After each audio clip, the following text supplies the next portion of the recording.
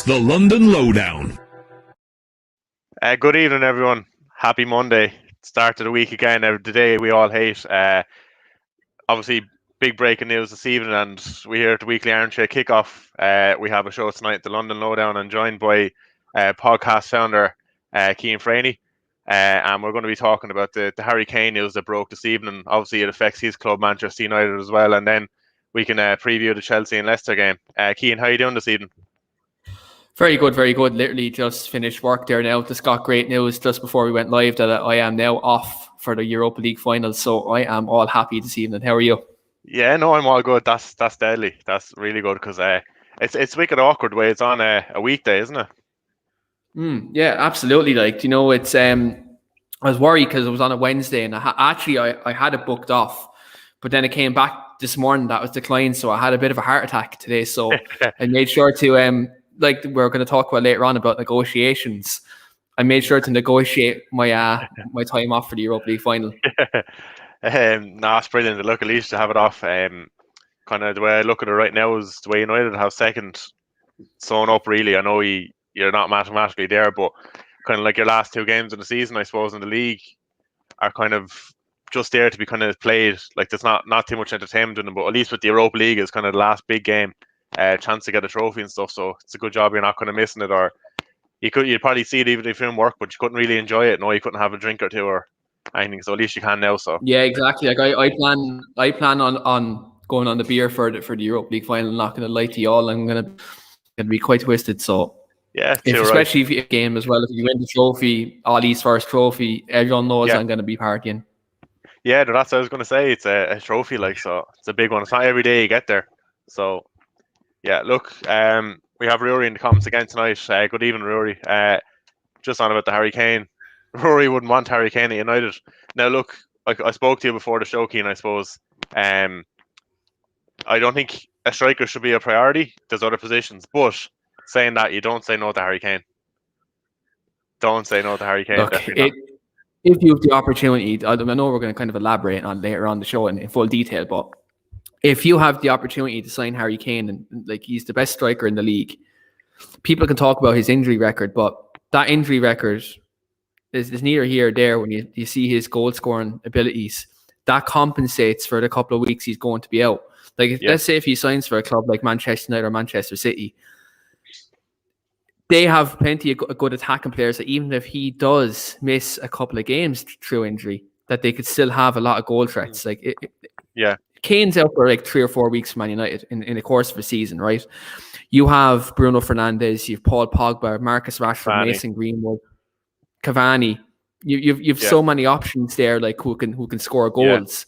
So like I know people might have like their different opinions about Harry Kane in terms of his attitude, other things like that. But I said on the United show a couple of months ago, like if you have the opportunity, you want to be a big club and you actually want to put out a stamp and make a statement in the league, you go out and sign Harry Kane. That's a statement signing. Yeah, 100%. And like what I was going to touch on there as well, kind of what you were saying is I think the difference, if he was at a Chelsea, City or United, I think we have enough options there that he can kind of get his rest every once in a while. When he's at Spurs, the only competitor they have is Vinicius, and like they kind of rely on Kane a lot. He's to play every game of the season. He's picking up these injuries. Like, what's not to say if he comes to one of our clubs and if he gets kind of 2 or 3 games where he gets to sit in the line like you're going against weaker opposition, he doesn't pick up these injuries. You just don't know. Could be a big factor in it. And yeah, just when you're on with the statement signing there, like it's the one. He's the one player I think that I can definitely 100% say if one of the clubs sign him, he'll be a Van Persie signing. Like when he went to United, he makes that difference and he wins the league title. Yeah, I think like 100%. You look at that, like you look at when Van Persie signed for United in 2012, like it was between him or City, and whoever got him was going to win the title that season. It was just more or less nailed on at that point, and he signed for United, and United obviously won that last title under Sir. But like you look at the gap between, let's say, United, City, Chelsea, right? You look at that kind of trajectory at the moment. United and Chelsea are kind of in a similar position where they both kind of need to close the gap to City, and they probably need that star striker to kind of close that gap. And Harry Kane does that. Now, people can talk like I see Victoria's Secrets is in the comments here, says he's out for 68 weeks every season. But again, that's because he's the only striker at the football club that has to play consistent games. when he goes to Manchester City, Manchester goes to Chelsea, these clubs already have top class strikers at the club that can rotate, and they don't have to rely on them week in, week out. This is where I think you look at value for money. Yes, you might lose him for maybe 6 weeks in that season. He scores enough goals that tilt you to the league title. Like Van Persie had an injury record before he came to Manchester United. He had actually a worse injury record than Harry Kane did. Van Persie is out for a longer time than Harry Kane. And Van Persie came and he won the league for United. And after that, we all know he tailored off because Sir Alex leaving. Like that was the reason why he tailored off. But if Harry Kane's a no-brainer. If you can get him and he wants to come to your football club, it's an absolute no-brainer. Yeah. Just shout out to Amy as well. Amy's in the comments again tonight. Thanks for being in again, Amy. And just kind of come to this comment, I suppose, and you're talking about like clubs that'll be interested in Kane. The one kind of doubt we have, I suppose, with Man City is what Victoria's Secret said there is do you reckon they're going to spend like 150 on one player? It doesn't seem like what City are about. I have my doubts as well about that, to be honest with you. And look, like we said already, everyone knows that if he goes to City, it's game over. But called off. Yeah, it's just whether they'll splash that money, and I have my doubts about that. Here's the thing. Their operating model is they don't really spend more than kind of 50, 60 million on a player. Yeah. But when a player like this becomes available, do they dump that model as a once-off to guarantee a league title for about 4 or 5 years? He goes to them. Liverpool can forget about coming back up. With Van Dijk coming back, right? Liverpool can forget about it. United can sign Sancho and Declan Rice. We can forget about it because Harry Kane does be banging in the goals along with, Riyad Mahrez, all of them, Phil Foden, the whole lot. Like Chelsea can get Lukaku in, which look, he'd be a good signing, and he is a very good striker. But Chelsea you could nearly forget about it as well because Manchester City are getting stronger. Like even if Chelsea get Lukaku in now, they still have a job in their hands to kind of fight City, Like what I'd say is, like I was going to say before he came on in the group chat was, if we fix kind of a few of our problem positions, brought in a centre back and Lukaku, maybe another midfielder, like those 3 signings are only kind of helping us fight City for the league. If City get Kane, it's just like no matter who we sign, we could bring in Messi, anyone, we're just not going to compete with them because once they have Pep there and the squad that they have along with Harry Kane, it's ridiculous. Like if you look at City's system this season, right, and you look at the way they play. In terms of they play with a false 9, right? And they've done so well playing that false 9. Now look at the way Harry Kane has played for Spurs this season. Yeah, he's been playing at 9, but he's also been dropping in and getting involved in play. Yeah. People can talk about he's not a Pep Guardiola player. Yeah, last season he wasn't a Pep Guardiola player. Now you look at his overall evolution of his game. He gets perfect into that City team now. He'd be perfect for that lineup, and I think that's what's concerning because if he's become available, I dare to say Pep Guardiola, he could ask City for them owners for anyone he wants. Yeah, do you know what I mean? 100%. Yeah, 100%. Especially if he manages to beat us in 2 weeks' time, wins that Champions League, he'll get anything he wants. Anything like it. That's a big factor, and like the money they'll take in from that as well. That'll be massive. Comment there from Sean Foley just in regards to Chelsea. Chelsea should do a swap deal with Spurs, Werner for Kane at 60 million.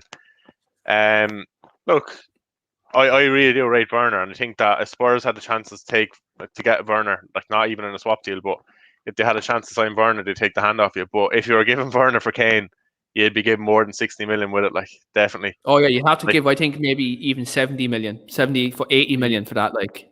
Yeah, in terms of Chelsea, I suppose it'd nearly be 100. If it was a Manchester club, you give 80 in him, but if it's Chelsea, it's 100 and Werner. Like, this is what I'm saying. Like, if you're Man United, right? Mourinho has gone from Spurs, right? So people can hear me out on this, right? I don't know, like it's not going to happen. But I'm saying, like, look, if I was in charge, but what do I know, right? But I'm just gonna throw this out here to people. Mourinho is no longer at Spurs, so maybe if you're Man United, do you maybe offer 70, 80 million pounds? And maybe offer Anthony Martial as part of the deal because he has a valuation of about 40, 50 million pounds. Yeah, and look, we all know how poor he's been this year, but before this summer, like I actually rated Martial, so it's like it just doesn't disappear overnight. Like if you're a good player, like there's still a player in him, but I just don't think he's cut out to make it at United now anymore. Like, no, I think like when you look at like, I think all he wants to use him more as a left winger now. So like. Yeah. He's Rashford, to compete with on the left next season. I don't think he'll get in ahead of Rashford. I think Rashford's a more complete forward, if I'd be honest. Mason Greenwood would be kind of more of a, I think when you look at the overall evolution of Man United's front three, I think Ollie kind of prefers Mason as well. And like Mason Greenwood is only, he's like 19, right? 19 years of age. Harry Kane's 27. And people can talk about Harry Kane, the top. I think Harry Kane has another good 2-3-4 years left in him, right? You say that because of his injury record. You'd think he probably would get on the decline at about 31, 32. He's similar to like a Van Persie, where he had that kind of injury record, but he's a clinical striker. Would Harry Kane help the development of Mason Greenwood? People can talk about Edison Cavani helping it. Could Harry Kane hinder it? I think he could help it. I think he could help it because, again, Mason's done well on the inside right role. He's also done well at striker. Cavani's only going to be there for another year. He's going to go next year. Yeah. Could Kane come in? He's 27. No, he's 20. He'll be 28 now, won't he? Very soon. Probably. I'm not sure what month, but it's this year anyway. Yeah, I think. It's this year anyway. So, like, you get Kane for another 2-3 years. In that 2-3 year time frame, you have a 21, 22-year-old Mason Greenwood to come in right after him. Yeah. Now, you think about that for a second in terms of development, Sean. That could really massively help bring Greenwood to that next level. Yeah, I think that's perfect time, and I've been saying it like in terms of obviously Chelsea have had good young players over the years. Been saying it like that age, kind of 27, 28 is the perfect age to bring in a player. It gives kind of the 2 or 3 years. Well, Kane will be around for longer than 2 or 3 years, but it gives the 2 or 3 years for the player to develop, and it doesn't hinder him either. By the time that player is finished, the younger players coming through, and look, to be honest with you, I think Greenwood is fantastic. I think he's probably the second best youngster in the league in England. But if you had to ask me, would he be ready to lead the line for United next season? I don't think so. But give it 2 or 3 years and he'd be brilliant there. That's exactly what you were saying. If Kane came in, it'd be a perfect kind of switch when he's kind of slowing down or ready to kind of leave Greenwood come into the team. And even I'd say this to you, Sean, right? Because you're looking at the evolution of Harry Kane's game right now. Let's say in Harry Kane his 31, 32. Is he going to be a number 9? I think he could drop in as a 10 when he gets to that age. Look at what Wayne Rooney done towards the latter end of his career. He's shown this year how creative he is as well. I didn't expect Kane to be like this season. It's a whole new dimension. Yeah, people just thought he was this raw number 9, but he's shown a bit more to his game this year, and I think. Look, I think he's a very good option for any kind of top 6 club. Well, actually, no, I won't say top 6 because people would think he has a chance signing for Arsenal. That's not happening. But I think the 3 clubs in England, Chelsea, City, United, are as realistic. Liverpool, I don't think he suits Jurgen Klopp's style of play. Now, look, if they came in for him, they had the money, he could go for it. They could go for him. But you look at Jurgen Klopp's style of play, I don't think Harry Kane's that type of player. Again, Liverpool with the way they play and their wingers and stuff like that, it doesn't suit an out-and-out striker, though he suits kind of a Firmino type who's a defensive striker, which is a ridiculous term to use, but it's very true. And you look at the way they play, Harry Kane's not a Liverpool player, whereas you see the way Chelsea play, you see the way United play. I think you look at the way Chelsea play and what they're crying out for as a striker. They're crying out for one. I think you get Lukaku, you get Kane, you get Haaland. Even I'd even go as far to say, if you went out and got Lautaro Martinez, he'd be another kind of good striking option up there. What we actually need, the kind of striker, the first 3 you mentioned there, suited, but he's not as good as the other 3. But when you're on with Calvert-Lewin earlier, I think we just need a big physical centre forward that can bring the others into the game. But obviously that's good as well. But look, Kane, Lukaku, and Haaland all provide that as well as being good.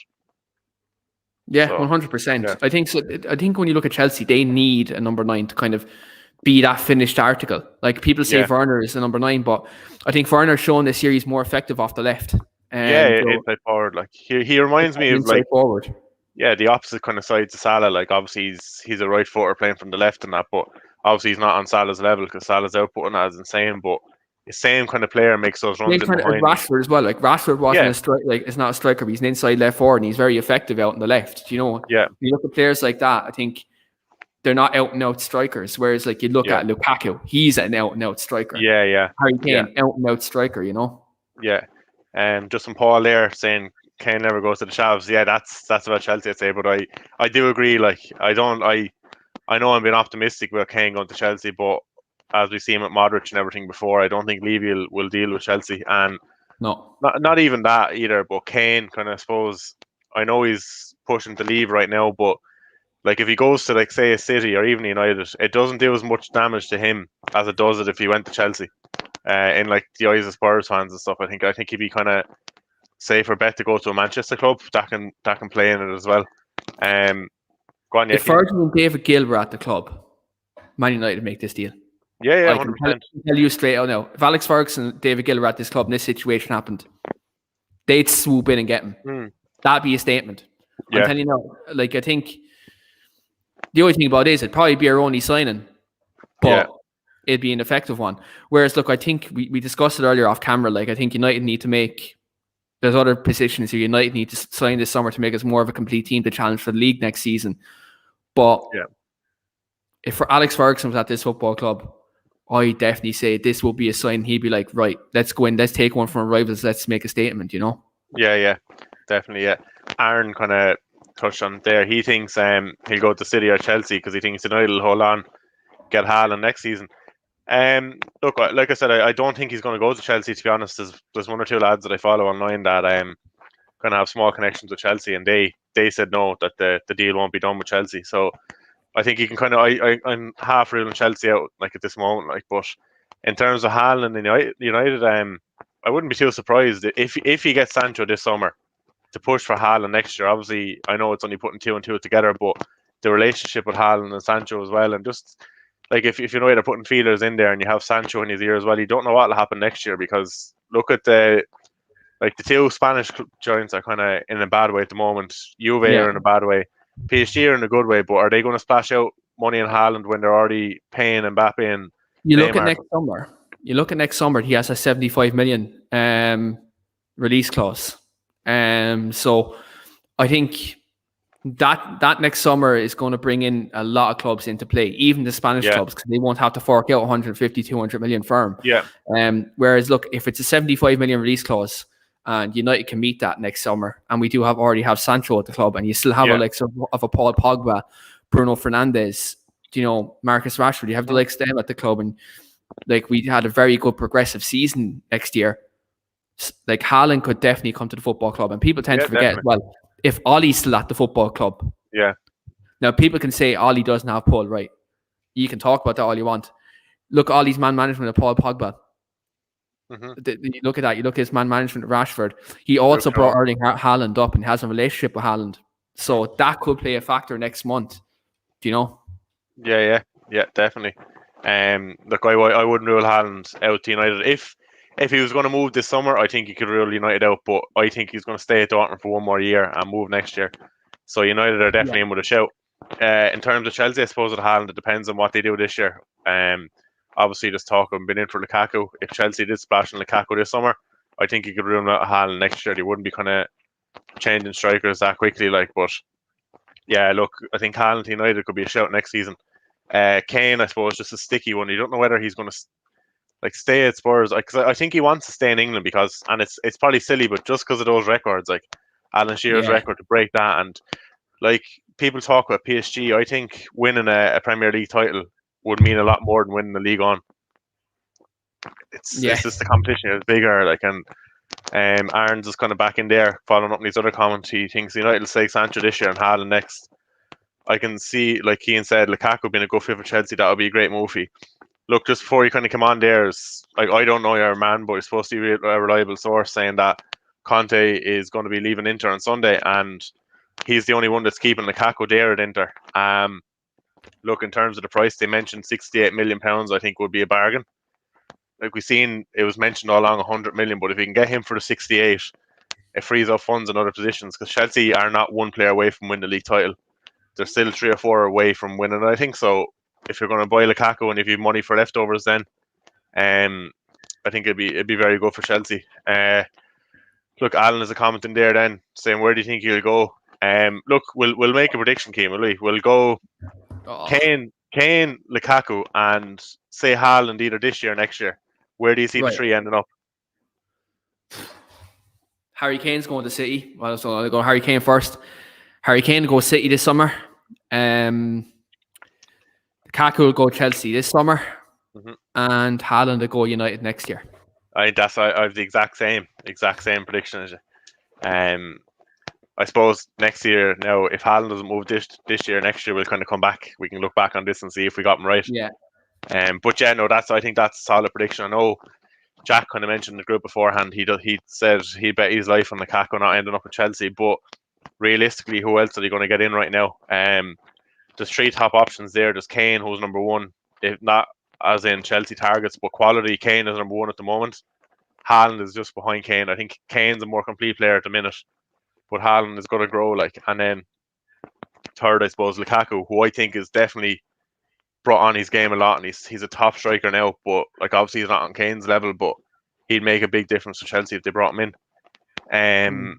Look, I suppose as it's the London show, and we're on about Kane there.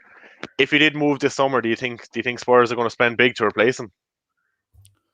I think they won't go world level to replace him, because I don't think Daniel Levy would do that. I think he's more shrewd than that.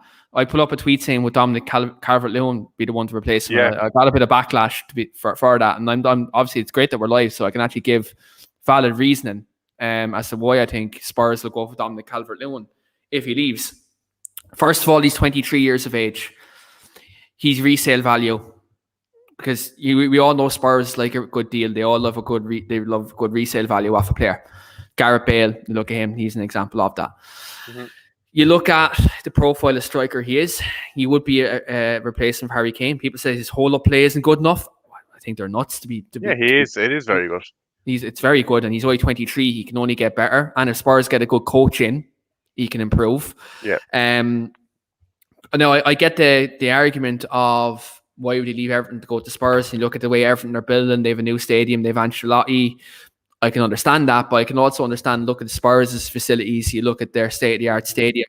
They still have a lot of good players there, the likes of Dele Alli, Heung-min Son, the likes of them in there. So, again, they do have good players there. I think when you look at the overall transfer fee, Everton will probably look for him about 60, 70 million pounds, because I think that's what they're asking Man United for Calvert-Lewin. So if Spurs sell Kane from 120 to 150 million pounds, right? You talk about other areas Spurs need addressing. So obviously, you get Calvert-Lewin in for 60, 70 million. You still have another odd 60 to odd 70 million left to spend. Spurs need a centre-back, and they need a very good centre-back. So it'd be a no-brainer to get a Calvert-Lewin, who will be a cheaper option than Kane. He has a lot of development ahead of him, and he could probably reach Harry Kane level in a couple of years. And then you can go out and get a centre-back, and a very good one. Maybe go out there and get a Pau Torres. Maybe go out there and get a Koundé, a player like that. Do you know what I mean? I think if Harry Kane leaves, I think Spurs will go down the route like they went with Gareth Bale, where they'll bring in a couple of players. They'll obviously bring in 9 players, and they'll all fail. I think they'll be a bit better in terms of recruitment. You'd like to think so. I wish Steve was here to actually give his spin on it, to be quite honest. But if this is me, I think Spurs will go, okay, Calvert-Lewin, 60, 70 million you can get him for. And if you do get 150 million for Kane, they do go in, get a centre-back, get a new right-back, because they need a right-back as well. Matt Doherty's Irish. He's useless. Serge Aurier isn't great either. Do you know what I mean? If Spurs go out, they still have a top-class goalkeeper in Hugo Lloris, and they go out and get a right-back, and they get a very good centre-back. That really makes the team a lot better, because the spine of their team then would still be very good. You still have a young Dele Alli who since Mourinho's left, is starting to show signs of the old Dele Alli. You then have, a striker in Calvert-Lewin on top whose ceiling is very high. He can definitely build. Son is still there. Maybe if Kane leaves, does that make Son excel? Because he then would be the main man. Do you know what I mean? Could Son kind of reach them levels? We've seen when I'll make an example here. I'm going to use Man United as an example here. Remember when Cristiano Ronaldo left United and we're all wondering who would replace him. Now, granted, right, the Glazers never actually replaced him appropriately. Wayne Rooney stepped up to the mark. Yeah. 3 seasons, back-to-back 30 goals, right? So let's say if Harry Kane does leave Spurs and they get a Calvert-Lewin in and he starts his development hits for a couple of years and he bangs in 20-odd in them couple of seasons. And then you have a Son whose levels go up as well because then he is then the main man. Like he'd be their talisman. I think that would be a scenario would work well for Spurs because not only do they strengthen their spine, like they address areas where they probably wouldn't have strengthened if Kane was still at the club. But then they have a player in Calvert-Lewin, when he hits 26, 27, 28, his goal scoring record could be up there with what Harry Kane's is now. Yeah, definitely, especially with how kind of late Harry Kane hit his heights in the league. Just seen it come up there on Twitter. I don't know who reported it, but they said that Levy wants 150 million for Kane, but they said his preferred destination is City. From what they've been hearing, so I suppose it's just whether they do splash out that money, which I don't think they will. I seen today. Well, it was sent in to us. Man City are going to make the first bid. United are monitoring the situation. Like I think we're the kings of monitoring situations. We should get a fucking trophy for that. Yeah. This from Sean actually there. This is actually something I kind of thought of the other day about next year with Haaland. I suppose. Look, we're on about United having strong links there as well, but Munich could be in there next year, depending on what happens to Lewandowski. Obviously he's going to be about 33 or 34 then. Mightn't be too far wrong. Obviously we know the way the Bundesliga is; they all kind of bend over for Munich. I think a lot of them would actually rather sell to Munich than sell to United or Chelsea. But he also thinks Diego Carlos would be a good move for Spurs.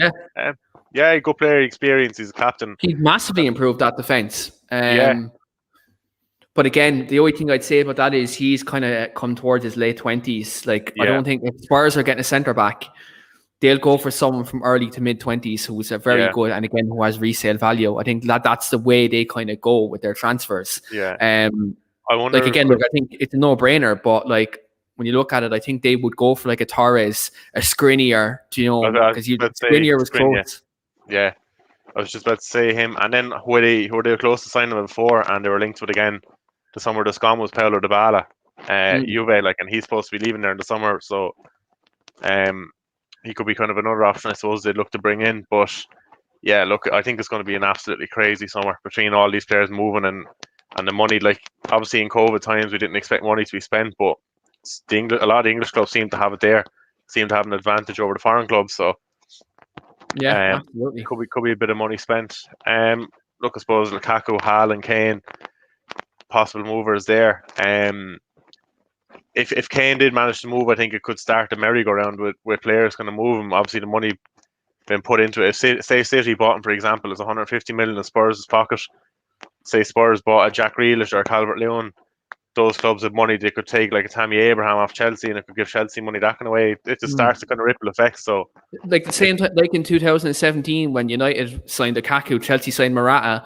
And then, who did Juve sign that time? Oh, I can't think now. But didn't Madrid sign more attackers as well? Like it actually did. It started a snowball effect. So you're absolutely right. I think once we see one player leave, and then a Premier League club buying players, you'll see a ripple effect. Like even with that, you'll see United sign Sancho. You'll see like Chelsea get Lukaku. Arsenal. I don't know who the fuck they get, but they'll probably get someone, like, look, I'm just being honest. I actually don't have any knowledge as to who they're linked to. I've seen they're linked with Jack Grealish. Like, they have the likes of Saka and Aubameyang to play on the left hand side for him. I just don't see if they've a 72 million pound winger and Nicolas Pepe that they want to loan out. Like you play a player for 72 million and you want to loan him out. That's madness. Like, so. Like when you look at the Arsenal and Jack Grealish links, I don't think they're realistic. Not unless they sell Pepe, and move Saka out to the right. Do you know what I mean? Like not unless they do that. Like I think that then that move makes room for him. But then again, does Jack Grealish at his age now, like does he want to go to an Arsenal and not be guaranteed trophies? Yeah, exactly. Where like if he's leaving, he's going to like a Man City. I think he's going to Man City if he leaves. I think Man City, Chelsea could be an option for him as well. If, like, let's say a Pulisic or something like that leaves. United, we've Rashford on the left. I don't think United's a possibility. Like Bruno's there, Pogba's still there. If Paul Pogba leaves the football club, then maybe Jack Grealish would be an option for the football club. I know that was mooted last summer when there were rumours that he might leave, but with Pogba not still there, is it a possibility? And then, like Spurs, like if Kane goes, that's a very good destination for him. Yeah. I actually read something today, I can't remember where I read it, that United were going to go for Grealish last year, but they said that Ole has an obsession with Sancho, and he put all his eggs in that basket. That's what I heard. Well, I read today. Sorry. Yeah. So I think that could block on. Yeah, you got. We all know how Greg feels about that. Yeah, look, I think a more realistic option for Arsenal really is the likes of, and this is not even any banter at him, but the likes of Emi Buendia and that kind of coming up from the Championship. Yeah, good player. Yeah. To be honest with you, he's probably good enough for Arsenal's level at the moment. Kind of like mid-table in the league, he'd probably fit in there. He might actually get in the starting lineup. Because I don't really rate Pepe that much. So yeah, but here's the thing. This is the problem with Nicolas Pepe at Arsenal. Like they splashed out so much money on him. Like they're not going to get that for him. Like they're going to have to take a loss to get rid of him. It's like us with Pepe. It's going to be a big loss, Sean. Let's get this straight. This is not going to be like when United sold Di Maria. I think we had people in the comments might correct me, but I believe it was a 12-13 million loss we took on Di Maria. Whereas when they sell Pepe, it'll be at least could be a 20 to 30. I think they'd only get you get £30 million from at the moment, 30, 35, and they spend 72. Maybe 40 if you get a club from like Italy that we may be naive enough to pay it, but it's going to be a massive loss if they decide to sell him to go for a Grealish this summer. Yeah. Look, Sean wants to ask a question there as well. I know we weren't talking about CR7 tonight, but where do you see him playing next year? I actually think with Milan slipping up the other night, I think Juve are going to get top 4 now. And I think he'll stay if they're in the Champions League. Yeah, do you know what? If the Cavani deal didn't happen, he would have came home. I reckon he would have came home if Cavani didn't sign the contract. I think United could have went in for him because look, that's an Ed Woodward deal all over, isn't it? Like Ronaldo coming home. I know Ed Woodward's leaving at the end of this year, calendar year, but that's an Ed Woodward Glazers type of deal, isn't it? Like try to get the fans back on side, bring back one of their greatest ever players. Like, do you know what I mean? I know he's 35, 36, whatever age he is, but that'd be a kind of deal they do, I did see something. His mother actually done an interview recently, and she said he may be at Sporting Lisbon next year, going back there. Yeah. Like he'd have to take a massive wage cut, but like I'd imagine he's set for life with all his. Anyway, definitely. Yeah, look, like you said, if Cavani didn't sign the deal, he could have ended up back in United. But with Milan slipping up, I can see him staying at Juve for another year and then moving next year. Then, but yeah. Amy said there, what would she give for Ronnie to come home? If he came home, Sean, right? If this did happen, I'd cry like a little girl. I know I would. I know I would. Like get the sit to Stretford End. I'd be sitting in Stretford End singing Viva Ronaldo. Do you know what I mean? I'd be sitting there singing Viva Ronaldo once again. Andy Hammond says, why the fuck would we sign Harry Kane? This is how dumb the Glazers are, Keane. Well, look, it's a very good deal if you get him because you get 30 goals a season.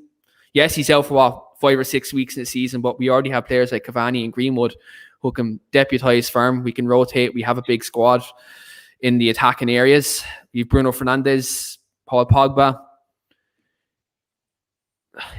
Why wouldn't we sign him? If he becomes available, why would you not sign him? Like, when you look at Manchester United down the years, and this is not the United show, by the way, but I do have to address the comment. Like, why wouldn't you sign him? He's the best striker in the league. If he becomes available to you and you have the money to get him, it's a no-brainer. Like, this is the thing. Yes, he'd be out for that time, but me and Sean touched on this. The reason why he has so much injuries at Tottenham is because he's the sole man. He's the only striker. They don't have a second striker. He plays 38 games a season, plus Champions League and Europa League, right? When Spurs are in it. And all the cup competitions as well. Like the second round of the fucking Carabao Cup he's playing against like a Luton Town or something. And that's against Marine, yeah. Like you look at things like that accumulates on a player. Whereas when you're at like I'm not going to disrespect Spurs. I have a lot of respect for Steve, but when you're at a big club, you're not going to play every single game because there's a lot of competition there, and there's a lot of players there who can come in at a certain time to deputise these players. Like when Man United won leagues, when Chelsea won leagues, when Liverpool won leagues, well, not so much Liverpool. I'll take them out of the equation because they have a thin squad. But Manchester United in the Premier League era and Chelsea in the Premier League era, and then I'll even throw Arsenal into this as well in the Premier League era when they won titles. They had 2 to 3 to 4 world-class attackers that can rotate in there over a course of a season. Manchester United, I'll bring up as an example, 1999. Dwight York, Andy Cole, and Teddy Sheringham, Ole Gunnar Solskjaer. United in 2008, Carlos Tevez, Wayne Rooney, Cristiano Ronaldo. Okay? And you look even behind that then, you had the likes of Nani, you had the likes of Ryan Giggs who can come into the front three. So you had players like that who can come in. Ji-Sung Park, players like that. You look at Chelsea when they won titles. They Didier Drogba, Eidur Gudjohnsen, Andriy Shevchenko, Damien Duff, Iron Robin, players like that who could rotate in the front three and they'll come in and do a job. You look at Arsenal back in 2004. They had Dennis Bergkamp, Thierry Henry, I'm forgetting someone now, Kane. Players like that who can come in and do a job. Will Tord there for a while. Will Tord, Sylvain Will Tord as well. Right. So there you go. Like you look at that, they've many different options. Whereas Harry Kane, he's at Tottenham. For years, he's had what? Fernando Llorente would come in and do an odd job. But he used to always come in when he was injured, when Harry Kane would be injured. They have Carlos Vinicius, who was definitely not the finished article, and he hasn't played much games this year. Like at Kane's time at Spurs, he hasn't had a chance to rest because he hasn't had quality players in his position to even give him a screed of competition. Whereas when he moves to one of these football clubs, whether it's United, whether it's Chelsea, whether it's Manchester City, he's going to have players fighting for his position as well. Yeah. So like, this is where like I get the stigma around them. People call him Harry Kane a prick. They say this, that, and the other about him because of his personality. Like Harry Kane at Spurs, he's a very big fish, in a very small pond. Let's be real about this. He's the biggest. He's probably the best ever player to play at Spurs. You know, obviously, the Ginola, Jamie Greaves, is other players like that. But if you really boil it down, he's probably the best ever striker to play for Tottenham Hotspur Football Club. That's brilliant. No, I was going to drop it up there to say congratulations to the guys because obviously we're on the show with them the other day, Leicester fans, Brad and Chris.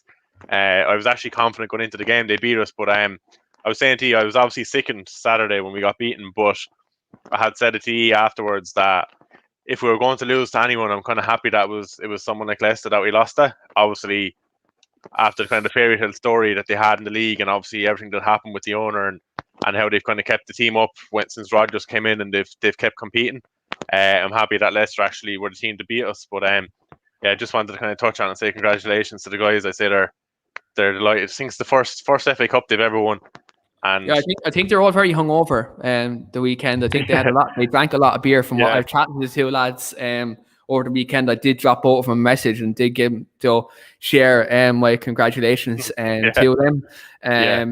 Do you know what I mean? Like, look, it's another great symbol for Leicester City to win a trophy. Like, when you look at the way they recruit as a football club, you look at what they do, you look at the way their owners run that football club, and from top to bottom at Leicester City, they're such a well-run football club. I remember we had Phil Brown from Beyond the Pitch on this podcast. Remember myself and yourself and Chris were on. Yeah. And Phil Brown could not speak highly enough of Leicester City and the way they're run. And when you look at the way that football club was run, like, look at the owners have such a great relationship with the football club. You could see when Leicester beat Chelsea on the weekend, you can with all the blue wickets. But you can see when Leicester won the game, you can see what it meant to the owners. You could see the kind of hard work kind of paying off. Like, you look at Leicester since they won the league in 2016, they've put stuff into place to kind of maintain them staying in and around the big six clubs. Now, I know we're talking about Spurs here on the podcast here tonight.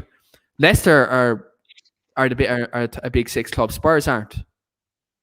Spurs aren't. The way that they've been run like a business.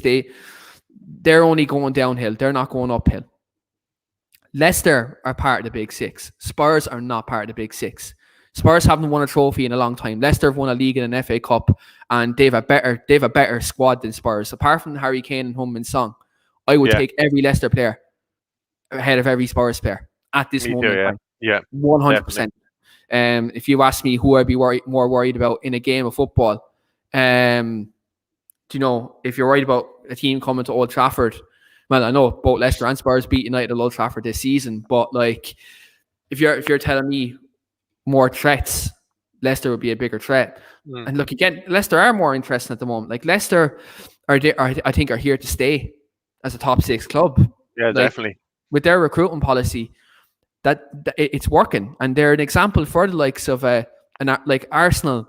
You look at Arsenal; their recruitment policy has been horrible over the last couple of years. United's recruitment policy has been horrible in the last couple of years. Tottenham's recruitment policy absolutely horrendous. Everton's recruitment policy is only getting good now since Ancelotti came in. But before that, their recruitment policy, they were spending money on all sorts of players, and it wasn't working out for them to get into the top 6. Like, you look at Leicester, they've given you a prime example of how to do things the right way and how to maintain kind of success and kind of freshen the team. They've a manager in Brendan Rodgers, who, look, I've been hard on in the past. Like, I think I said it's on record on this podcast. I thought he was a bottler. Obviously, looked at his time at Liverpool. You look at his time at Liverpool. That obviously kind of gave that a kind of a shine. I'll be honest with you, Chris, right? Joe Glazer won't even know where that game is going to be played. He probably doesn't even know who Man United are even playing. Joe Glazer doesn't know the offside rules, so I don't think he'd be even at the Europa League final, to be quite honest. Yeah. No, look, I suppose just touch on comment again. I know we already touched on it, but the kind of moment after the game with the chairman coming down holding the trophy, I think it was one of the most heartwarming moments in football in the past year or two, at least. Yeah. No, seeing the picture or not, because I didn't see it when the match was on. I couldn't see the screen at that stage, but I'd say from kind of just before the Chilwell incident, I couldn't see the screen properly, and I had a few beers at the time. All you were seeing at that point was red, man. We were drinking early, so kind of, to be honest with you, at that stage when I got to the 89th or 90th minute, didn't think we were going to score. So we're just kind of sitting back. I was relaxing. It's kind of, at that time, I was just kind of resigned to defeat. And then the goal went in, obviously celebrating that. And then just after that, as soon as it was over, I just went around the bottle then. Forgot about it fairly quickly. But it was only the next day I actually seen the pictures and stuff with the chairman. Just in terms of kind of Leicester, we are going to touch on the game. Yeah, we spent a good bit of time on Harry Kane, and now I suppose we kind of covered most things in regards to Harry Kane. I have live seen some Stockley Park when the Chilwell goal went in, guys.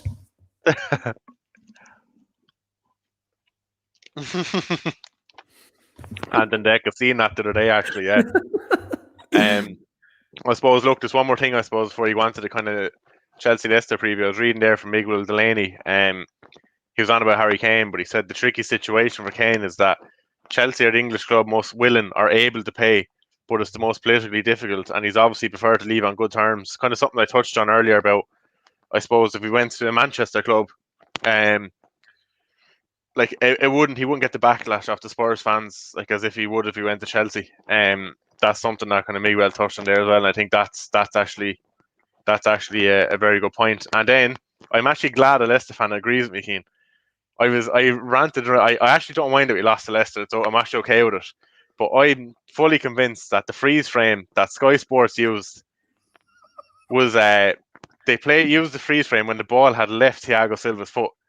Can we get William Brent on this podcast? I was there, and even when Dermot Gallagher spoke about it there today on Sky Sports, he was talking to the lads from Sky Sports, and they said it wasn't offside with the freeze frame and that. Well, they didn't actually say it wasn't offside, but they said the freeze frame, there's a problem with it. And Dermot Gallagher said that it's the pixels and stuff when we see it on telly is not right and all that stuff. And he was laughing, saying it was offside, but he knows it. I don't think it was. I don't think he was offside, and I think the freeze frame had the ball had left Silva's foot. But sure, look, it's done and dusted now. So the only thing we can do, I suppose, is try and beat Leicester tomorrow night now and push on and try and win the Champions League final, because we have to stop City winning that. Look, I suppose one thing I'll actually say, kind of coming into the game Tuesday, tomorrow, is what shows how good Leicester actually are is they said that like Johnny Evans wasn't fully fit, but no, he started, like, and that's the captain. It's one of the most important players, and he got injured after, I think it was about 30 minutes, was it? But even with Johnny Evans going off in the middle of the game, like, they didn't fall apart. They held everything together and they stayed solid. So that's something that really impressed me. And then 100%. He's jumping on now in a minute as well. He just texted me. Yeah, no, he said he got called out in the podcast. He said it wasn't offside. I'm fully convinced it wasn't either. But look, I won't keep going on. I won't be fair. I won't keep going on about it. But yeah, look, tomorrow night, obviously, massive game. I was saying in the pod with the guys the other day that I thought we were going to win the FA Cup, but slip up in the league game. So now I'm going to go vice versa. We slipped up in the FA Cup and we're going to do better in the league, and that's what I think. I think we're going to get a win tomorrow night. I don't think we're going to get beaten twice in a week. And obviously it's a massive game. I'm kind of upset, I suppose, that Liverpool have dragged themselves back into it. That's what. I will say sorry, right? I will say sorry to both the Chelsea and Leicester that Liverpool have been dragged back into it. But one thing I will touch on, people who attack Man United say Liverpool have been dragged back into it. It's not our fault that a couple of these teams have dropped points. That's all I will say, though. Yeah, of course, I wouldn't blame United. I'm thinking that we've left Liverpool back into it. Obviously, the guys there asking the question about Tuchel, work away. I'll try and answer it as best I can. I'm sure it's something to do with doubting Tuchel anyway, but I'll try and clear it on it. Rory thinks it's going to be 2-1 Chelsea. Look, if we have Kovacic back in there, I don't think Jorginho's it. He can have his good games, but he's too inconsistent. He can have a lot of off games. So if we can get Kovacic back in there for tomorrow night, I think he'd make a big difference. Hopefully, as Amy touched on earlier on about Jamie Vardy having a party, I'm hoping he brought him off on the piss for a day or two afterwards, and that could affect him tomorrow night. We wicked handy. How do you see it going tomorrow, Keane? Do you think Leicester are going to do us twice, or can you see a draw? Or... Do you know what? I've been thinking about this kind of last 24, 48 hours kind of after the game, like, thinking about how these situations can pan out. Chelsea are obviously going to be gunning for revenge, to obviously avenge Saturday's defeat. Leicester are going to be on a massive high. Coming into this game, both teams are going to be some way confident. I look at the league table here and I'm thinking, what works best for me as a United fan for this game to for this to pan out. Like, I look at this, Leicester lose the game, Liverpool win their game. Goal difference is going to make a difference. Do you know what I mean? Going into the final day. Does it go that way? Yeah. So if we win, it can go to goal difference between Leicester and Liverpool, is it? On the final day. That's the thing. This is what happens here. Like, and I look at you look at the final day. I'm just going to bring up the final day results. Chris, I'll pop you the StreamYard link there now in a second. You look at the final day. Liverpool are playing Crystal Palace. Leicester are playing Tottenham. So goal difference. I feel if Chelsea win this game, goal difference is going to play a factor. Whereas, like, part of me really kind of like when I look at this game, part of me, I want it to be a draw because but then Chelsea are falling out of it. Liverpool, I think if they beat Burnley, that's it. They're in the top four. Like, they're gonna finish there for me. Like, I was thinking, right, Alisson doesn't score this goal, but Leicester and Chelsea are finishing in the top four. Yeah, 100%. Like, both Leicester and Chelsea aren't finishing in the top four if Alisson doesn't score that goal. But the minute that went in, I was actually working Sunday evening. That happened, Sean, and I slumped in my chair. I'm actually in my stool, sorry. I slumped down like that, and I was like, that's them finishing top four.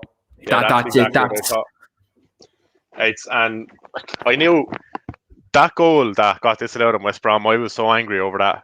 Like, even though that player is standing, like, I know he's in offside position, even if he's not there, Alisson's not getting near that. Once that got disallowed, I straight away I said, yeah, Liverpool are going to get a winner last minute, but obviously I didn't expect Alisson to do it, so I was gobsmacked. Oh, stop. Do you know what? I was like 30 seconds behind because I'm watching on LTV, right? And when William said, "Oh my fucking God, Allison," I was like, "Fuck, is he after fucking up again?" Do you know what I mean? Yeah, like, next minute, then I thought, like, the fact he's after going up for a corner. I'm saying, yeah, right, he's after getting caught here. He's after getting caught, yeah. and fucking West Brom are after scoring, and then he puts it in the fucking net boy, and I was like, "Are you fucking serious?" Like, that's when I knew, right? They are finishing top four. Like, that's in my opinion. I was like, they'll finish top four. I was on Adam's channel, on Adam Match TV a couple of weeks ago, and I said that Liverpool are going to finish fourth. Yeah. I said Liverpool were going to finish fourth, and it killed me because I feel like they have that grit. Like, do you know what I mean? Yeah, and look, when your keeper's scoring at the last minute, we have Chris here, and Chris is going to pop on. Obviously, a Leicester fan, over the moon since Saturday. Is it obvious I'm a Leicester fan? I know, like, fair play. Look, I suppose I didn't actually get to touch on your question yet, Chris, about Tuchel.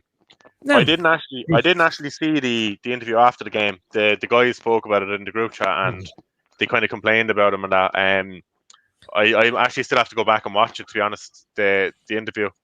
But look, what you said, he left the players on the field to watch Leicester collect the trophy and that. So, like, the only thing that I didn't like from was the fact that he called, like he said, Tielemans' goal was a fluke and it was really lucky and stuff. Yeah. Look, I mean, that's for God's sake, if that's a fluke, you must think Germany won the war.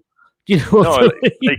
Like, the way football has gone now with all tactics and everything, like I actually miss those occasions, like FA Cup finals where the winners are from 30 yards and they're proper classic goals. But yeah, nowadays it's too much tactics and everything involved. Right. And it's Do you know what I'd like to say about that, Sean? Right, that Tielemans goal is absolutely unbelievable and so fitting of a goal to win a cup final. Like if let's say Mason Mount scores that, he's definitely not saying that, right? 100%. Typical doesn't say that.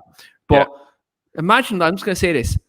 Imagine him, and if that situation happened when, let's say, Liverpool win the Champions League in 2005 and Liverpool get a couple of jammy goals. They got a couple of jammy goals in that game, right? Does he say that's a fluke then? Does he say Ollie's goal in 99? Like that, let's be honest, that's probably a fluke, right? Do you know what I mean? The kind of deflection in that, right? Do you know what I mean? But it wins you the game of football. A goal's a goal at the end of the day, right? A goal's a goal. Yeah. But that was a spectacular goal. Like, no keeper saving that. Kepa's not saving that. Mendy's not saving that. Alisson, Ederson, Dean Henderson, David De Gea, they're not saving that goal. That was a brilliant strike. Yeah, 100%. Like what I was going to say is, you go ahead, Chris. I was saying, and it wasn't handball before either. I didn't complain about that at all. No. Look, it was our players' own faults for not closing them down and giving them that much space there. So I didn't take any notice of the handball. I was just going to kind of touch on, like, not the Chilwell thing at all, but like throughout the season, kind of some of the VAR calls, like VAR into the game, and like I think we've lost a small bit of the game where when you score you can't celebrate and that, and it's actually good to have moments like that Tielemans one in the cup final. Like I think we kind of missed that from the game this season. I was actually kind of looking forward to watching the playoffs this evening because it's like you have some of the fans back in the stadium. There's no VAR or anything. It's just like goals, the football we grew up with, and I like to see some of that back in the game. But yeah, no, look, I have no complaints about the goal. Like people complained about the handball. I didn't even kind of look back at that. I know, judging by kind of BT, they said it was in another passage of play anyway. So that's right. That's what it was. He couldn't stop it. It hit his knee and went up. You know, it wasn't. No way was it deliberate. I mean, the Chilwell goal. Obviously, I was glad it was VAR cancelled it out. Yeah, I don't know if you guys have seen the video that's going around social media of the guy that's filming himself, and it's brilliant, absolutely brilliant. Obviously, with it being Chilwell, it was doubly brilliant for us. Yeah. The thing is, whether I agree whether it was onside or offside, all season they have been given offside. Yeah. And all we ask for is consistency. And I turned around, I was watching it with my son, and I said, like, it's tight, but if they're going to be consistent with what they've been doing all season, it must be offside. Yeah. No, look, I had a few drinks. Go on, yeah. No, I was going to say VAR is an ass. We know that, but and it's ridiculous and it needs to be changed. But VAR, I think with VAR, guys, the people who are using it, because you've seen in other countries, it's been very, very effective and it's been used very well. I think in the Premier League this year, it's been used quite horribly. Now, United have benefited from VAR this year, and there's some decisions we've got that I think have been dodgy. There's been decisions that other teams have got this season that have been dodgy. Whereas, like, you look in the European leagues, like the German league and the Spanish league, it's been used quite effectively and it's been used quite well in the European leagues. I think it's the referees, because the referees have been horrible in the Premier League for years. And now we're giving these same referees technology, and they're still managing to mess up. Yeah, look, like in the other day when it happened, like obviously you know I had a few drinks and I was raging after the game, like right after. But I suppose like still later on, Sean. the gin, is that the gin and juice? The gin and juice, man, drowning me sorrows. But no, but given it a few hours, I kind of spoke, and even the next morning, like my big issue was I think the rules need a bit of updating next year. This is nothing to do with Chilwell now because it didn't affect him, but throughout the season we're seeing kind of offsides been given with hands. I don't agree with like body parts that you can't score it's been included in offside. I just think that needs to be updated. Now that doesn't affect Chilwell in the FA Cup final at all. That's just kind of in terms of like Bamford, he scored one during the year and his hand was out calling for the ball and they call offside. I just think that needs updating, and like you said, Keane, the people using it need to be either trained better or we need better people. They need to be educated in general. Do you think? I mean, I agree totally 100% with that, and we've benefited from some VARs, and we've lost to some VARs, and this time 2 years ago we were sat here blaming the refs for everything. Now we're just blaming VAR instead of the refs. It's got to be wherever the foot is, because it doesn't matter if my armpit hairs over the line or whatever. It's got to, I think it's got to be where the foot is, on the foot on the ground, and I wouldn't be against, and I've suggested this and been laughed down, but get ex-players doing it. So a foot on the ground, you're saying, Chris? They're just I think so, because you can be, being in mid stride, like that's the thing. You can be in mid stride. Your front foot mightn't be on the ground, like your back foot might, and you could be that. All it takes is just that foot or two to beat. But it's whatever happens, it's not going to please everybody, and this is the problem. You have to make the rule, but I think it has to be the foot in some way, and then it's this. Is it interfering with play? Isn't it interfering with play? And what passage of play was it? Oh, the Arsenal fans here.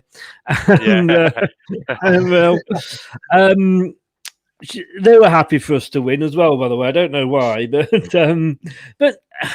I think ex-players who understand the game, who have played the game, I think would make the good guys to sort of look at the VAR.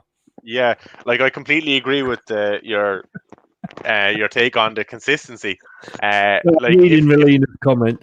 Yeah, I was going to pop it up there in a second. I was going to leave you have a few seconds to think of a reply, but no, look, in terms of what you said about consistency, I completely agree with it. I think if we had that along with the whole kind of offsides being given for hands and body parts you can't score it, if you had that and you had consistency throughout the year, I wouldn't have actually had any problem with VAR, as long as they keep it consistent, like you said, throughout the season. Then obviously, look, just going to pop up Melina's comment there. Can someone kindly ask Chris when's he going to stop mentioning the fact that they won the FA Cup after 4 failed attempts previously? Melina, it's taken us 137 years to win our first one. It'll probably take us, 137 years before I actually stop reminding you of the fact that we've won it. I will get my kids, when I pass on, I will get my kids to message you and keep telling you, and my grandkids to message you and keep telling you. I think an achievement like that, it deserves to be talked about. Like, I know it is a shame that Chelsea did lose, but like Sean said earlier on, any other team, it would have been. But the fact that it was Leicester, if it was Man United, you lost that, this show wouldn't be happening. Like, I won't be here, Keane. Won't be here. But for me, I know Leicester won it, but I feel like it was football that won it. With the season that we've had, You know, there was crowds there that we could watch it. There was, you know, the owners that you top six, big six, greedy six, whatever you want to call yourselves. You know, the owners that you've got, like we were saying about Joel Glazer before, and our own. I mean, that is a football club. I mean, for Ian Wright on the commentary to say that, you know, he was actually jealous of Leicester and jealous of that relationship that the chairman's got. I was screaming with my son for, get the chairman, come on, get on the pitch, enjoy it, it's your moment. And then Casper had to literally go and drag him down. And he was jumping up and down with the cup and he was hugging it.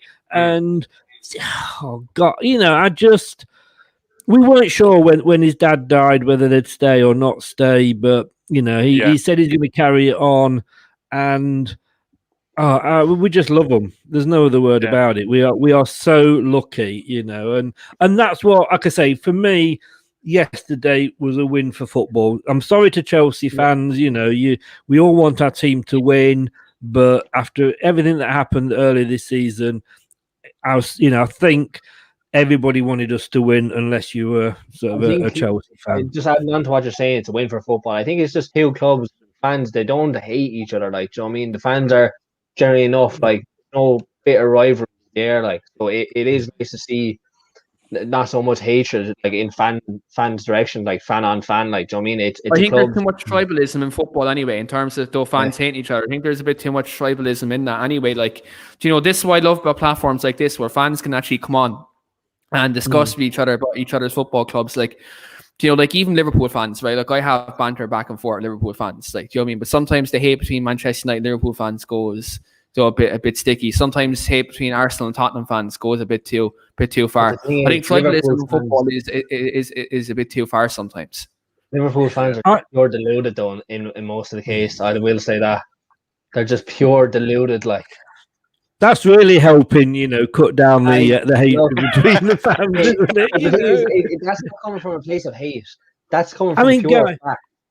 They're deluded. I mean, I'm a lot older than you. You could probably put your three ages together and you wouldn't get to mine. So I can remember football in the 70s. You know, when you had fences up, and you know when you were all split up, and you had pens behind the grounds, and you know it wasn't about football then. That was more tribal than it ever is now, and you know different reasons for that. And you can say, you know, those sort of fans have been priced out or whatever. But I think that, you know, since I was surprised when our chairman died in the helicopter crash, I couldn't believe the support and the messages from fans of other clubs, you know, clubs that we traditionally, you know, banter a lot with, like Derby, Nottingham Forest, etc.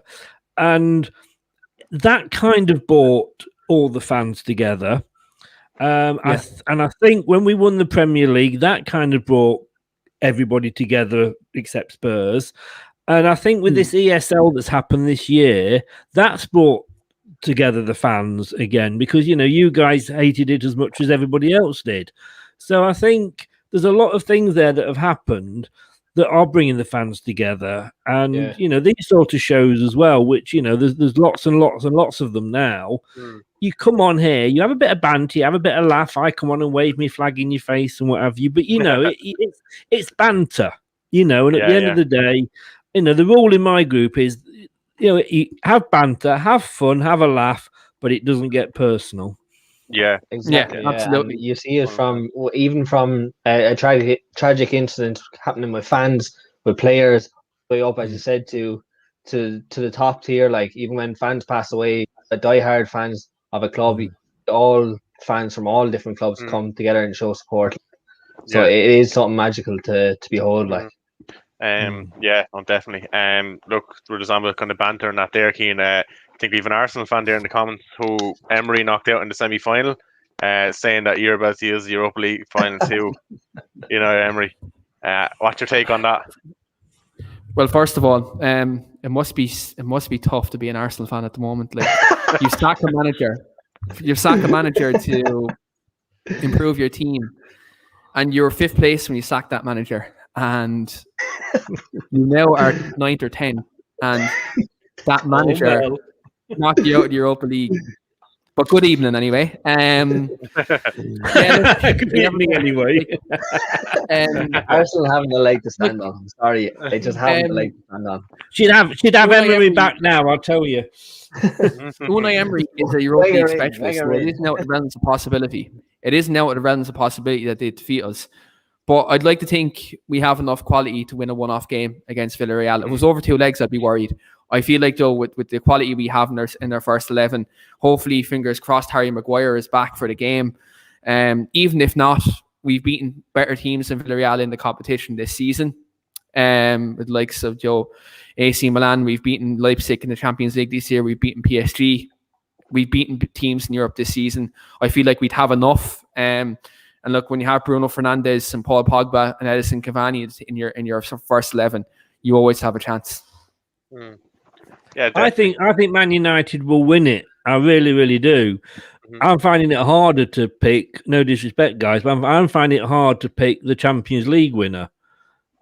Yeah, no, that's no disrespect at all, because we know how good of a team City are, and kind of if it's difficult to pick between the two, there's no disrespect there really. But I don't know. I know we were poor in the FA Cup final again. It's not. Maybe it wasn't us being poor, but maybe Leicester didn't allow us to play. But I have this little kind of bit of confidence for the Champions League final. I think City might be a bit complacent. I'm hoping that anyway. But yeah, look, it's going to be a massive game. And look, the one tomorrow night, your next game is always your most important. So tomorrow night, Champions League football is on the line. Chris, are you confident of doing a treble over Chelsea?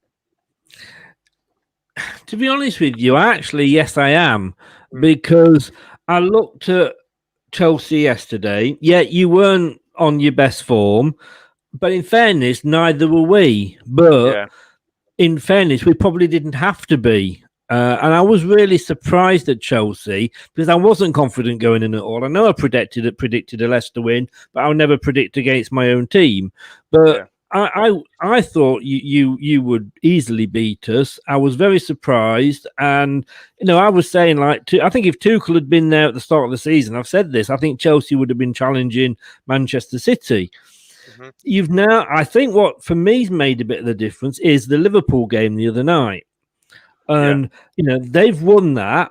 They're now on your coattails. You lost to Arsenal, so you've kind of on a bit of a bad run at the moment. Is that self-doubt going to start creeping into the players' minds, looking over your shoulder at Liverpool? And will Tuchel look at that and maybe make a few bad judgments on picking up? I mean, how did he not pick Ben Chilwell for the final? Because as soon as he came on, he was turning us over, and he was up for that game, obviously, with it being against Leicester. But I'm more confident for tomorrow because I think you guys are on a bit of a downer at the moment. And like I say, I think Liverpool winning the other day, my God, wasn't that edge of the seat stuff? But they were not far behind you, and I think you're going to be looking over your shoulder. Yeah, I'm kind of worried that is there too much on his plate at the moment, considering too many things to think about. Champions League final, the FA Cup final at the time, and then looking for 4th place then as well. I did say before the Leicester game, I was a bit nervous. I said to yourself and Sean, Chris, on the last show, I was nervous, but I am more nervous now, to be honest with you. But if we can secure this win, I will be fairly confident then going up for a final against City. It'll give me that confidence boost. I think it'll give the players a bit of a confidence as well. Do you think whoever wins tomorrow night is guaranteed top 4? Yeah, I think so. Well, Leicester definitely are. A point gets Leicester top 4. We are, yeah, a point.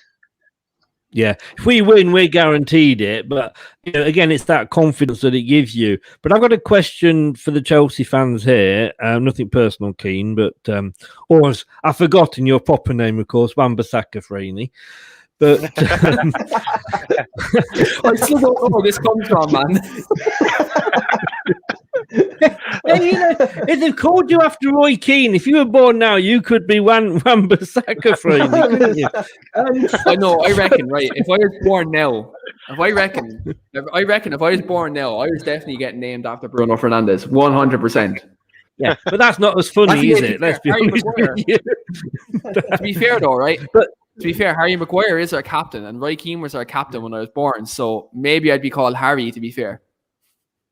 Or Maguire, who knows? But Maguire, talking about let's say Chelsea lose tomorrow and miss out on the top 4, and they miss out on the Champions League, they've missed out on the FA Cup.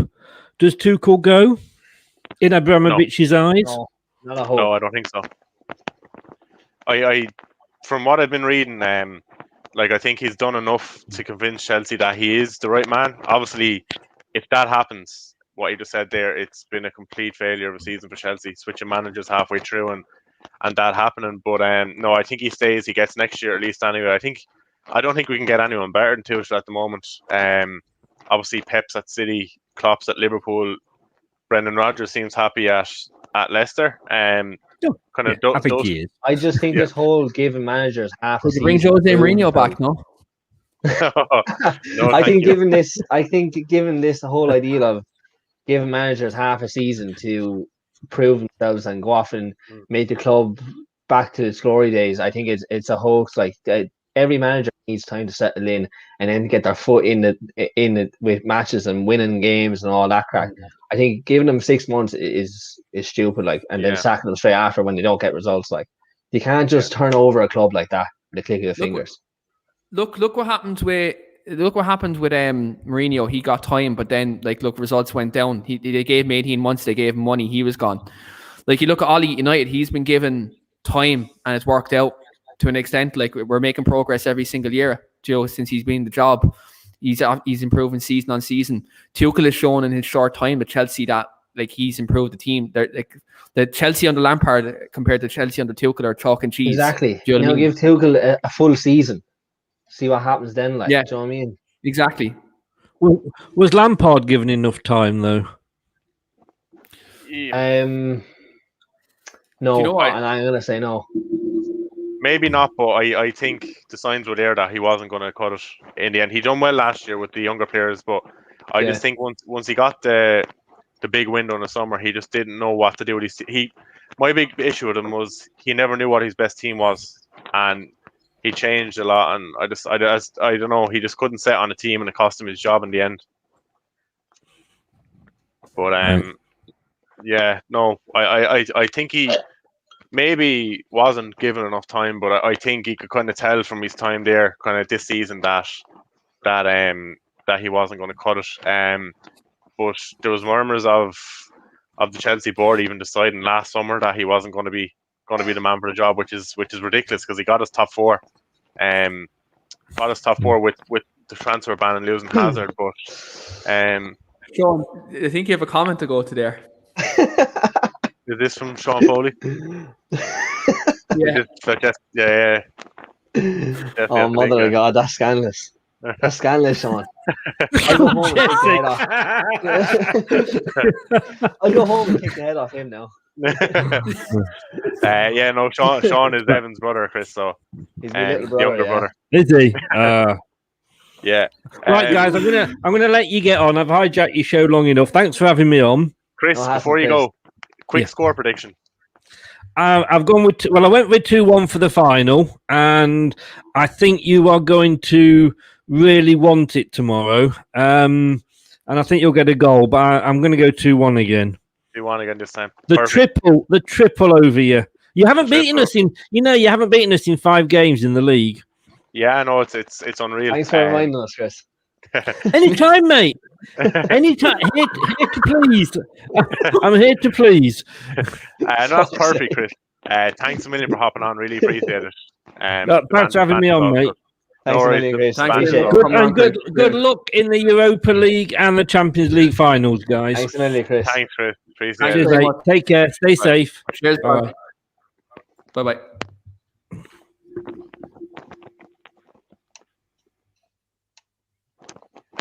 Yeah, look, I suppose we're kind of, after talking about the game there and like Harry Kane and everything, I suppose, Evan, look, you missed a bit of the Harry Kane talk. How do you feel about it all? Obviously, kind of reading what's breaking online about him pushing to leave Spurs. Do you think he's going to end up at City? He needs to go. He needs to go big time. I think if he was to move, it wouldn't be to another London club. It wouldn't be to Chelsea. Definitely, 100% would not be to Arsenal. It'd be stupid to go from Tottenham to Arsenal. Arsenal are just as bad. Yeah, if not definitely. worse. If not worse. But I think to go down to a United side would be a serious addition to the squad, because he is the best striker of the season in the Premier League. Like by a long shot, he's the main striker at Tottenham. He plays almost every game. Imagine Paul Pogba, Bruno Fernandes feeding him the ball, like, and Rashford and Sancho linking up with him. That fucking hell, like. Look what he's doing at Tottenham. Look at the goals he's scoring at Tottenham and what's behind him. Imagine what he's going to do with decent players behind him. Do you know what I mean? Yeah. Sean actually said he could be called Wilfred after Ndidi as well, out in another one, but I think we like we go with the Jesse one. Jesse. We go Jesse Lingard one, yeah. But I think he needs to go to a lot bigger club, and I've said this multiple times. Tottenham are not a big six club. I don't care what the media say, how big your stadium is. Tottenham are not a big six. Like, if anything, they're lucky to be in the top 8 at this stage. Look, like we spoke about this the other day in the pod with the Leicester guys, but I think this kind of just cements it even further that your captain, your best player, is asking to leave in the summer. I think that says a lot about your club. Exactly. At the and moment, if Son had any sense, he wouldn't be long after him. He's had to sign a new long-term deal, though. That's the only problem there. Yeah. See, he's holding on to a sinking ship. Yeah, no, exactly. Yeah, I don't know what way Spurs are going to go on, to be honest. Look, I suppose just before we kind of finish up, we talked about Kane, we talked about the other kind of signings in the summer, like regards of Lukaku and Haaland. Had a quick talk on the game that's tomorrow night. Obviously, has big implications in the top 4 race and who's going to get Champions League football, which is probably going to be Liverpool are probably going to get it, but we hope not. But Evan, obviously Chelsea point of view, how do you see the game going tomorrow night? What do you think the score is going to be? Just looking back at the FA final and it not going the way I predicted, like I said already, nervous again. But as Chris mentioned, we are trying to gun it now. Like we need a win badly, I would say. And going off the way they played, I wouldn't predict a high score. If anything, I would go a 1-0 to Chelsea. I can see a 0-0. I can see Leicester, do you know what I mean, just holding it off like again. But I 1-0. Yeah. Look, it's the exact same scoreline I was going to predict. I think it's going to be very tight. There's not going to be many goals in it, but I have enough confidence in Tuchel that he's smart enough from the final to be able to have worked Leicester out in some way, in ways that we can break them down. So I'll be the same as you. I'm going to go 1-0 Chelsea. I think we're just going to edge it. I think obviously the FA Cup was a big disappointment. When it comes down to kind of our last chance for the top 4, I think we're going to nip in and get that. Still be confident of that. Look, I suppose, Keane, neutral point of view, how do you see the game going tomorrow? It's, again, like, both teams have something to prove here. Like, Leicester obviously are after winning the final. They'll want to prove that they're on a high. Do you know what I mean? Like, they'll want to say this wasn't just a one trick pony. Like, do you know what I mean? In terms of though getting a win over Chelsea, they'll want to prove that, you know, they've been a superior team this season. On the flip side, Chelsea, Tuchel, as you've seen by his reaction after the game, he was not happy he lost that game of football. Yeah. He wasn't happy. He'll have something to prove. I know that from experience being a United fan. After we beat them this season in the Champions League PSG, he was not happy. He came to Old Trafford and he won. So, like, when you look at it from that respect, I think Thomas Tuchel, he'll want to get a result. For me, though, I think both teams, like, I think obviously Chelsea will make a couple of changes. I think Chilwell will come in. I think we may see Ziyech maybe play from did Ziyech start it? I don't think he did he? He did. He started, yeah. So I think we may even get a Pulisic or something like that from the start. There may be a couple of changes like that. If Kovacic comes in, his energy will be good in midfield to match Ndidi and Tielemans. Obviously, I think Mount needs to be playing a bit further up the pitch. Play them in front, play him, and if Kovacic is playing, just leave Mount have all the freedom in the world. I think up in the number 10 role. I think again, if Kante and Kovacic, they can do all the defensive work. Leave Mount, pressing in front, stop that out ball from Leicester. Because Ndidi's not. Again, I'm going to say this. And I know me and Evan disagree over this, but I don't think Ndidi's comfortable on the ball as a holding midfield player. Very good defensive minded player. I hope you're right, Keane, saying that now. I hope it turns out that you're right. But I think if it's very important. I think Mason Mount is probably Chelsea's most important player tomorrow. If he performs, Chelsea win the game of football. I think he's a top class player. Top class player. But in saying that, I think it's going to be a 1-1 draw. I think Leicester will go ahead. But Chelsea will pull one back, but it could be too little, too late. The thing about this is it drags Liverpool back into this top 4 race. Which when you look at it, Liverpool have to beat Burnley, and Burnley beat them earlier on in the season, but Liverpool are just they have the bit between the teeth now, and they have a taste of the winning streak, and I think it's United. It's a massive turning point there, lads. The minute they bet us, I knew I was on Adam's watch along, and I said straight up, they're finishing top 4. And then Alisson fucking scoring a goal on Sunday. It's almost like it's meant to be for them to finish 4th now. This big story, Van Dijk injured, disaster season. The only injury in the history of the Premier League, and now Liverpool are going to finish 4th against all the odds. You know what I mean? You just know what narrative is going to be. What's going to be written there. So they're going to try to portray the underdog story, as if they're this small little club with every single of their starting 11 players injured and everyone's against them, and they finish top 4. And look at the amount of this is what I'd say to them, right? Let's say if Leicester finish in the top 4, look at the amount of injuries they've had this season. There was a point where they had at least about 8 to 9 first team players out, and they never left the top 4 spot. They never left the top 4. So they bet us but credit where credit is due. Leicester are. They were a dark horse. I said it from the start. They were a dark horse the whole season. 100%. Look, I suppose the game preview there and our results picked. So hopefully you'll be happier come tomorrow night than we were after Saturday night, Evan. Hopefully, if we can get a win, we'll be looking good for top 4. And that's everything we could have hoped for after Lampard got sacked. If Tuchel just got us top 4, I would have been happy. But the fact that we had the FA Cup final and Champions League final is a bonus. Now try and go on and win the final and get top 4. I'd be really happy with that. Look, I suppose before we finish up, Keane, do you want to shout out if you've any shows coming up in the Devil's Advocate, or we've Thursdays, Three Devils and the Gooner, isn't it? If you want to shout out the shows there. So Three Devils and the Gooner was moved from tonight till Thursday, because they want to look at the kind of the final weekend run in. They want to look at kind of Arsenal's run at the Europa League spot, hopefully firm, and United's final game. No, serious. That's what they want to look at, kind of the final games. Tomorrow, Devil's Advocate will be live. Pre-match show tomorrow. It'll be live, I believe. Don't quote me. I think it's about 4:45. United kicking off about 6 o'clock. So I always like to go live 15 minutes earlier to kind of get the chat going. And depending on Rachel's phone signal, we're going to have live scenes from Old Trafford tomorrow, depending on how Old Trafford's phone signal is in terms of reception.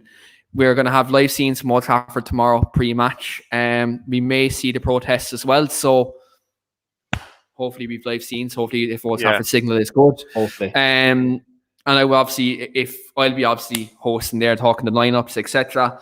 And also, look, do check us out. This Thursday, we are on a Football United as well. So myself and Steve McGrath and Amy from the channel are going to be collaborating with the Football United YouTube channel this Thursday, where we will be talking about the weekly armchair kickoff and also about our respective football clubs as well. So do check that out as well. I believe Sean was meant to jump on, but I think you're going away, are you, Wednesday? Yeah, I'm heading up to Belfast, so I was away for it. Something I actually would love him to jump on, because for any of the viewers, that's definitely going to be a good show. It's a lot of good Are you going content up this Wednesday, Sean, is it? Yeah. Oh, man, I'm going next Monday. Oh, yeah. I'm going to do a bit of shopping, yeah, man. Yeah, next Monday. no, imagine, like, yeah, no. Could Imagine end up on time. the lash. Yeah. Imagine, like, we're in deadly. Hey, don't worry, we're gonna have our week just for the viewers. Our weekly armchair session is happening in July, so for my birthday. So if you all want to come on the YouTube channel, it's happening in Dublin. Just let me know in the DMs. We'll live stream it, so we will. Please do. Yeah, no,